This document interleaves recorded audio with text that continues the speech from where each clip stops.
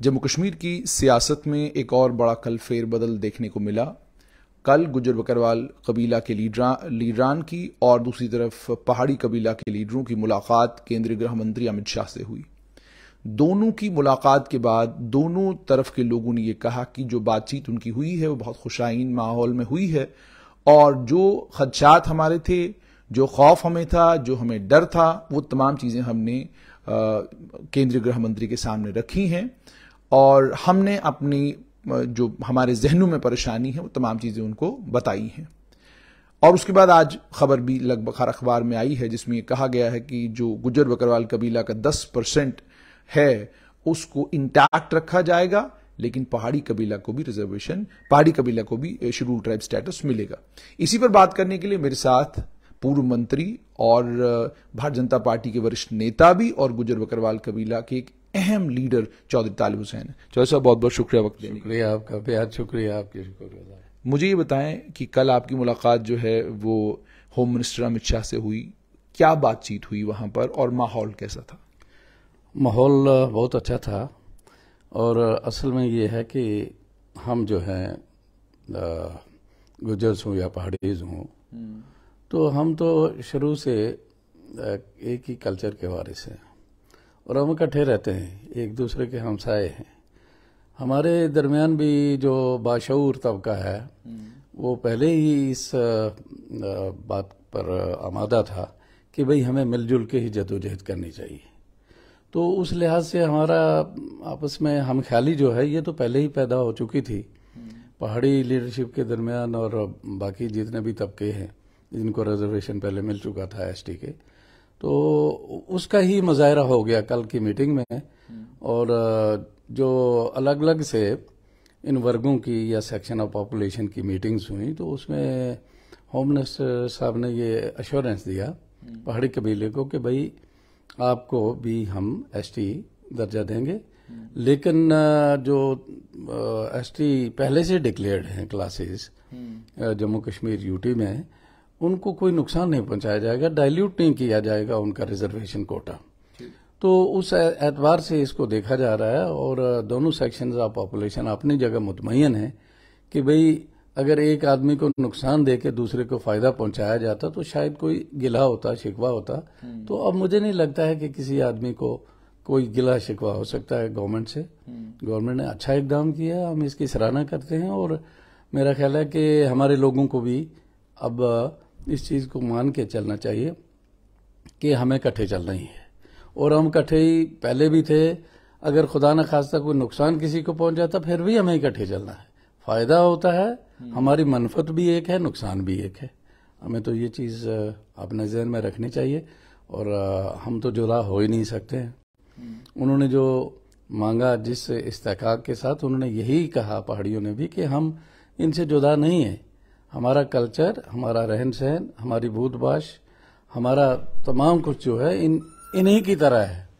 तो उनका भी जो उनकी बुनियाद थी उनके इस्तेकाक की, वो भी इसी बुनियाद पर थी जिस पर हम चल रहे थे।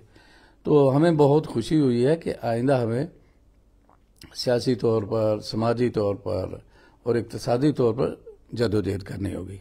जमाना मुकाबले का है और कोई भी तबका, कोई भी ग्रुप जो है वो तामीर और तरक्की की राह पे गामजन नहीं हो सकता, मंजिल पर नहीं पहुंच सकता जब तक वो मुकाबले के लिए तैयार ना हो। जैसे आपने कहा कि जब तक कि वो मुकाबले के लिए तैयार न हो, कल जब आपने केंद्रीय गृह मंत्री से मुलाकात की तो बिल को लेकर क्या कहा उन्होंने? जैसे फॉर्मूला अलग अलग आ रहे हैं, एक कहा जा रहा है कि जो 10% आपके पास है वो इंटैक्ट रहेगा और उसके बाद ये कहा जा रहा है कि नहीं, वो जो पहाड़ी कबीला है उसको जो है 4% के करीब करीब या 8% के करीब करीब जो भी कुछ है उनको मिलेगा, वो अलग से मिलेगा। तो आपने ये जानने की कोशिश की कि क्या फॉर्मूला होगा, क्योंकि इससे पहले reservation quota within quota ये बहुत कम देखा गया है। तो आपने पूछा उनसे कोई कि क्या फॉर्मूला होगा जिससे दोनों जो समुदाय हैं वो अपनी अपनी जगह खुश होंगे, जी ठीक है इनको अगर मिला है तो हमारा डाइल्यूट नहीं हुआ है? असल में हाशमी साहब पूछने की जरूरत नहीं पड़ी हमें, उन्होंने खुद ही बैठते ही उन्होंने कह दिया कि भाई आप जो ट्राइबल्स हैं आपको हम किसी भी लिहाज से आपका जो कोटा है उससे छेड़छाड़ नहीं होगी। आपकी रिजर्वेशन जितनी है 10% वो रहेगी। लिहाजा आप क्या कहना चाहते हैं इस बारे में? अगर हम किसी को और को दे देते हैं अलग से तो आपका क्या नजरिया है? हमने कहा हमें तो सबसे बड़ी बात यह है, तरजीहात हमारी में से है और हमारे तहफ़्फ़ुज़ात का आप खुद ही अजाला फरमा रहे हैं कि आप कह रहे हैं कि भाई आप आए हो तो यू आर वेलकम, तो आपका स्वागत करते हैं यहाँ पे, आपकी बात सुनने के लिए हम बैठे हुए हैं। लेकिन हम आपको ये बता देते हैं कि भाई सीधी सी बात यह है कि आपका जो 10% रिजर्वेशन है इसमें से 0.1 भी जो है ना उसको हम कम नहीं करेंगे। तो यही हमारा मकसद भी था, हमारा ऑब्जेक्टिव भी यही था। और जो दूसरा जो आपने पूछा सवाल कि पहाड़ियों को कैसे उनका कोटा पूरा किया जाएगा, 4% तो हम समझते हैं कि पहले से ही पहाड़ी स्पीकिंग पीपल के नाम पे वो इसमें 4% है। अब बाकी जो है आपने बिल्कुल दुरुस्त फरमाया कि 8% और 10% भी हो जाए। हमें तो इसमें कोई ऐसी बात ही नहीं है, कोई खुदा न खास्ता कोई गिले वाली बात नहीं है, कोई शिकवे वाली बात नहीं। ये सब तो बात आ गई रिजर्वेशन की कि ठीक है, अब एसटी स्टेटस मिलने के बाद रिजर्वेशन की बात ये आ गई कि जी इतनी रिजर्वेशन आपको मिलेगी, 10% मिलेगी। ये तो हो गया कि ठीक है रिक्रूटमेंट में आपको मिलेगी बाकी। लेकिन क्या ये मुमकिन है कि एसटी मिलने के बाद जो फंडिंग यहां से मरकजी सरकार जम्मू कश्मीर को करेगी, वो फंडिंग तो जाहिर सी बात है वो एसटी कोटा में होगी, और जब एसटी कोटा में होगी तो वो तो सभी के लिए बराबर बराबर जो है तकसीम होगी। उसके बाद मरकजी लेवल पर भी, यदि सेंट्रल लेवल पर आप सिविल सर्विसेज के इम्तिहान देते हैं, इंडियन फॉरेस्ट सर्विस का इम्तिहान देते हैं या कोई भी इम्तिहान देंगे, वहां तो वही 10% कोटा है, उसी में आप लोगों को क्या कहते हैं सबको जम होना है। और उसको बढ़ाने की भी पॉसिबिलिटी जो है फिलहाल तो मुझे नहीं लगता, हो सकता आने वाले कल में हो। तो ये आपसे समझना चाहता हूं कि क्या इससे आपके कबीले को नुकसान कहीं तो नहीं होगा कि मरकजी लेवल पर हमको नुकसान हो रहा है? और उसके बाद पॉलिटिकल रिजर्वेशन को लेकर भी क्या कोई बातचीत उनसे हुई? उन्होंने क्या कहा कि जो आपकी 9 सीटें रिजर्व हुई हैं, एसटी रिजर्व जो हुई हैं, क्या ये 9 सीटें ये पॉलिटिकल रिजर्वेशन में भी हिस्सेदारी होगी या उसमें हिस्सेदारी नहीं होगी? इसमें 2 बातें हैं।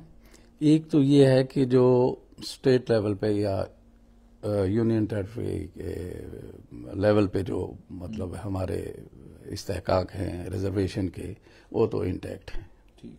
रह गया कि नेशनल लेवल पे, नेशनल लेवल पे जाहिर है कि बहुत हमें उसके लिए तैयारी करना होगी, उसके लिए मेहनत भी करनी होगी। किसी तबकों के उठने के लिए कुछ हिम्मत भी करना होती है। कहीं ना कहीं मुकाबला हमारा होगा, और मुकाबला होगा विद इन ट्राइब्स ही होगा, ज्यादा तो विद इन ट्राइब्स ही होना है। तो विद इन ट्राइब्स जहां सेंट्रल लेवल की सर्विसेज का ताल्लुक है, अगर कहीं करना भी हो जाए तो उसमें मेरा ख्याल है कि पहले भी तो हमारे लोग अच्छे पढ़े लिखे लोग जो थे या जो कम्पीट कर पाए, मुकाबले की दौड़ में आगे आए तो IAS IPS ऑफिसर बन सके।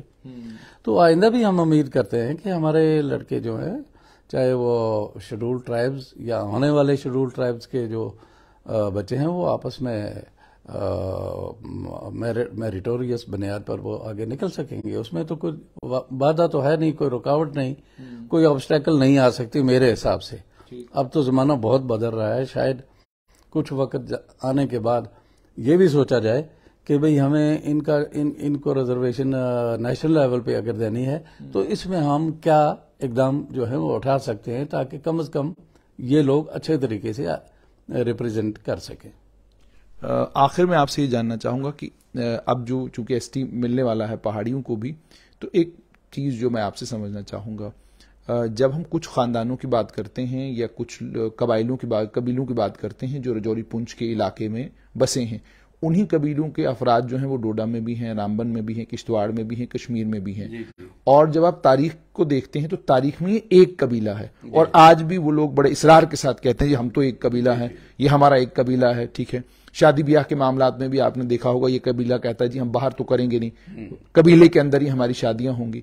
तो आपसे समझना चाहूंगा कि कानूनी तौर पर किस हद तक ये जायज है कि एक कबीला जो अपने कबीले से बाहर शादी नहीं करना चाहता, अपने कबीले से बाहर निकलना नहीं चाहता, वो कबीला भी अब एसटी होगा, और उस कबीले का वो हिस्सा जो रजौरी पुंछ में रहता है वो एसटी, और जो कबीला बाकी जगहों पर रह रहा है वो कबीला एसटी नहीं।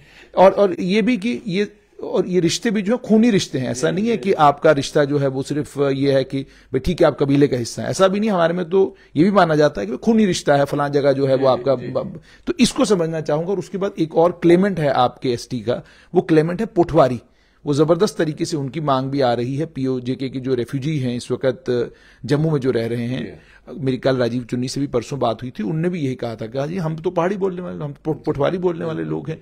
तो आने वाले वक्त में आप इसको कैसा देखते हैं कि क्या आपको लगता है कि ये सारे क्लेमेंट और ये तमाम चीजें, आपको लगता है कि कोर्ट जा सकते हैं, सुप्रीम कोर्ट जा सकते हैं, मामला जो है तूल पकड़ सकता है? क्योंकि गुजर बकरवाल कबीला के नौजवानों के भी कल मैं वीडियोस देख रहा था, उन्होंने कहा जी हमें तो, कई कह रहे हैं हमें कबूल नहीं, क्योंकि जाहिर सी बात है कुछ नौजवान जो होते हैं उनका एक अलग सोचने की रविश होती है। वही मैंने कहा। तो इसको समझना चाहूंगा कि इसको आप कैसे देखते हैं? मैं ये समझता हूँ, एक तो बुनियादी तौर पे ये है कि अगर राजौरी, पुंछ या खित्ता पीर पंचाल के लोगों को, पहाड़ियों को जिनको मिला है, और जो इनके कबाइल की जो मुख्तलिफ ज़ातें हैं या वही कबीले या झैली कबीले जो हैं, अगर डोडा के अंदर वो बसते हैं या हमारे जम्मू प्रोविंस के या श्रीनगर के किसी हिस्से में बसते हैं, तो उनको पूरा इस्तेहकाक होगा। उनका जो मतलब बेसिक जो क्राइटेरिया मुकर्रर है पहाड़ियों के लिए, वो सिर्फ जुबानी की बुनियाद पर नहीं है, लेकिन वो बाकायदा मेंशन होगा क्लासेस का कि मिसाल के तौर पर आप तो हाशमी सैयद हैं और राजौरी और पुंछ के अंदर भी हैं और डोडा के अंदर भी मौजूद हैं और कश्मीर के अंदर भी मौजूद हैं। इन सबको इसमें शामिल किया जाएगा, इन सबको शामिल किया जाएगा। और अगर कोई शामिल करने में कोई बाधा डालेगा वो नाकाम होगा, इस वजह से कि वो तमाम करैक्टरिस्टिक्स और कंडीशंस अगर वही तबका फुलफिल करता है डोडा के अंदर, उसको हम किस बुनियाद पर रोक सकेंगे कि वो उसका फायदा ना उठा सके रिजर्वेशन का? ऐसा नहीं हो सकता। बाकी कुछ जो है चीजें मैं समझता हूं कि अभी तो बड़ी अर्ली स्टेज है, तो नया नया स्टेटस मिल रहा है।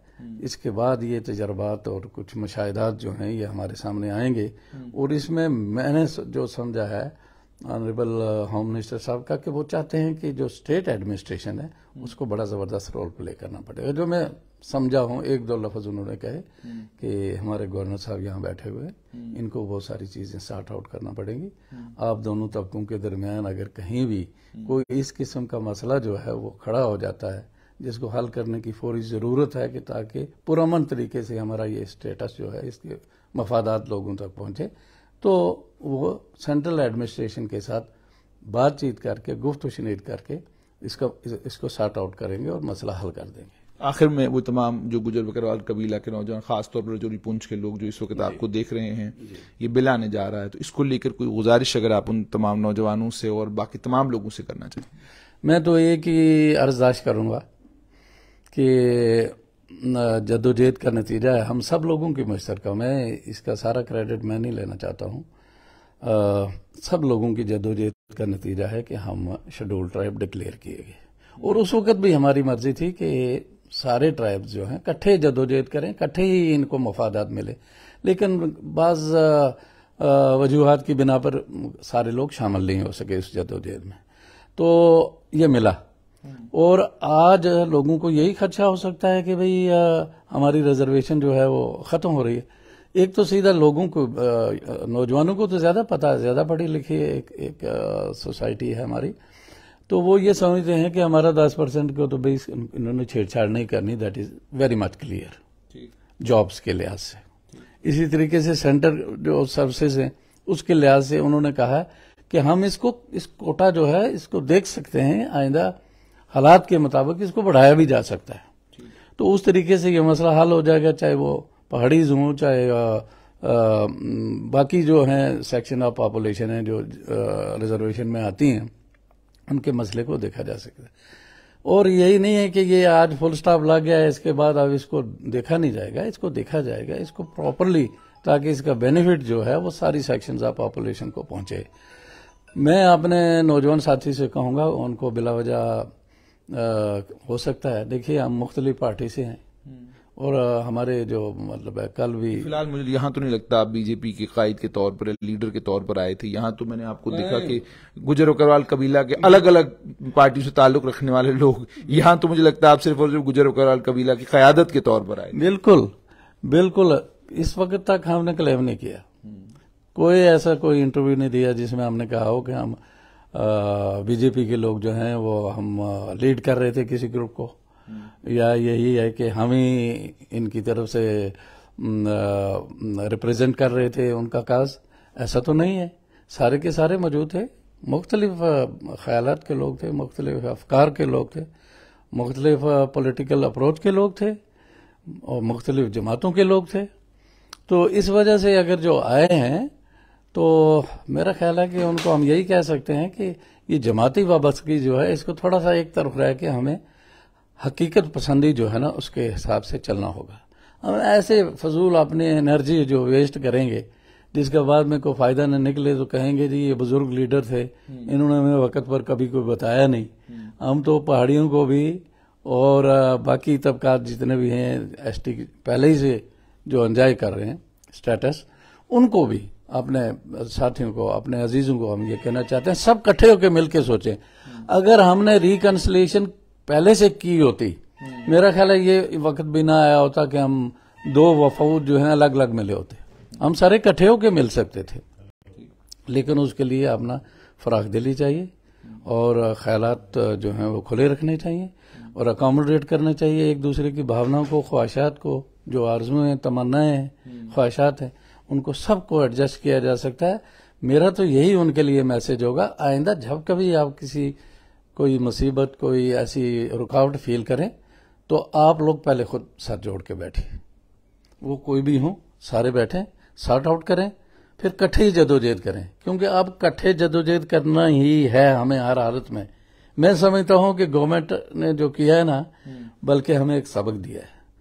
हम ज्यादातर इस्लाम दीन से ताल्लुक रखने वाले लोग हैं, हमें इस पर फख्र भी है, पहाड़ी हूं या गुजर हूं, ज्यादा मेरा मतलब अक्सरियत इनकी है।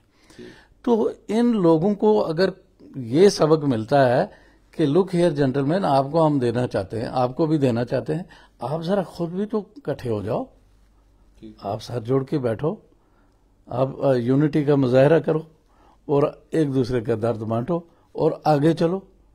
ये तो सबक तो हमें खुद मिलना चाहिए था, हमें अपने दीन से, अपने मजहब से। तो अब मैं समझता हूं कि एक वाइडर पर्सपेक्टिव में जब देखा जाए तो हमारी जो डेमोक्रेसी है, जो दुनिया की मजबूत तरीन डेमोक्रेसी हम समझते हैं, पुख्ता डेमोक्रेसी है और शायद सबसे लार्जेस्ट भी है, जिसकी वजह से मैं समझा हूं कि सब लोगों को लेके वो हमें चलना चाहते हैं। उन्होंने किसी को ये नहीं पूछा कि आप किस जमात से हो, किस जमात से हो, किस जमात से हो। भले ही हमारे डेपुटेशन में मुख्तलिफ जमातों के लोग थे आए हुए, यंग लोग भी थे, कुछ बुजुर्ग भी लोग थे हमारे जैसे, तो किसी को ये नहीं पूछा कि भाई आप क्यों आए हो या आपको किसने भेजा है या आप किस पार्टी से ताल्लुक़ रखते हो। वहाँ तो एक कॉमन अप्रोच थी और कॉमन बेनिफिट के लिए थी। तो इसलिए मैं जुनैद साहब, आप बड़े अच्छे सवाल भी पूछ रहे हैं, मेरा मन भी कहता है हम बोलते रहें। अब देखते हैं, अब तो नई नई बात है, तो इसके बाद भी मेरा ख्याल है मैं तो उनको यही पैगाम दूं कि हमें बैठ के ही अब मसला हल करना। घर में मसला हम थ्रैश आउट करके, हल करके, सोच के, फिक्र करके, फिर हमें आके किसी को कहना, जिम्मेदार आदमी को, look here we have come together unitedly and we have common problems, we share each others woes, grieves and happiness और प्रॉस्पेरिटी, एवरीथिंग।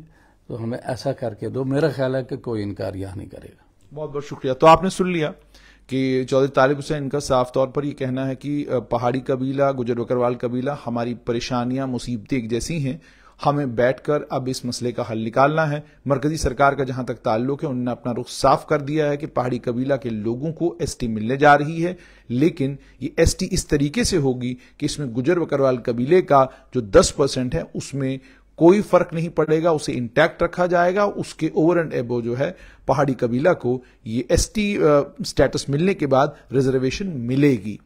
बहुत बहुत शुक्रिया।